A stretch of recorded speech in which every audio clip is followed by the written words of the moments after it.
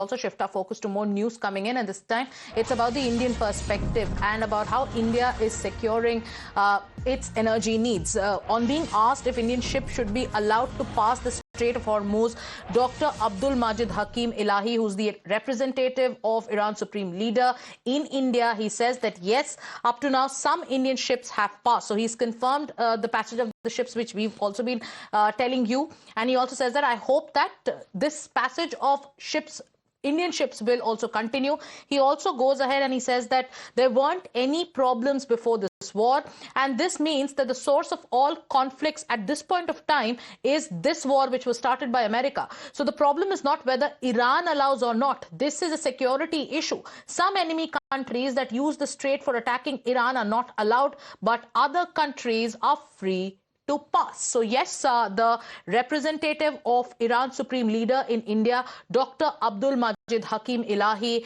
is also talking about the passage of Indian ships, where he said yes, Indian ships have passed and he hopes that they will continue to pass, and also says that only enemy countries that use the strait for attacking Iran are not allowed.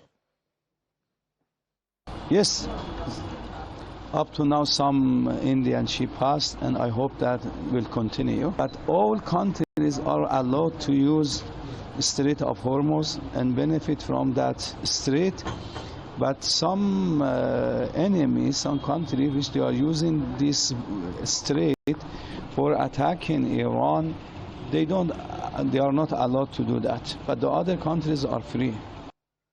So Iran continues to reiterate that the Strait of Hormuz is shut only for Iran's enemies and passages allowed for its friends.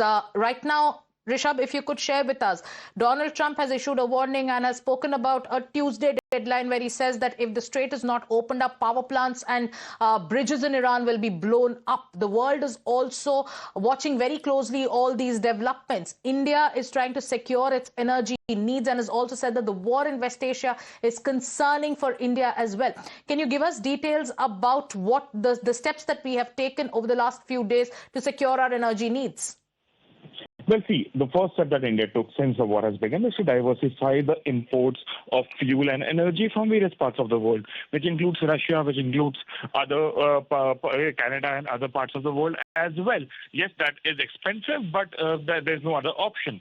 Having said that, at least 8 of Indian flagged ships have now crossed Strait of Hormuz in the last 37 days since the war has begun. And repeatedly we have heard from the leaders in Iran that how Indian ships would be allowed. So there is a discussion that is happening between Delhi and Tehran. We have seen External Affairs Minister of both the sides speaking at least half a dozen times, if not less.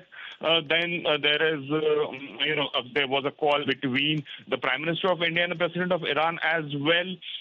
We have seen other level talks as well. The embassy has been engaging both here in Delhi as well as in Tehran. And all this has culminated into ensuring that India does not face. Yes, there is an impact on India's energy supply. There is an impact that is visible in markets as well.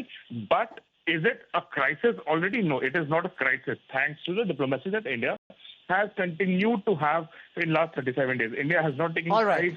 India has ensured that it opens channels with everyone who is involved. All the stakeholders are brought to table, and that is something that India has continued in last 37 days, ensuring that India does not face a crisis per se when it comes to energy. Okay, thank you so much, Rishabh, for breaking down all those details. Time now, viewers, for us to take a short break. Stay with Times Now. Don't go anywhere. More news and updates are coming up shortly.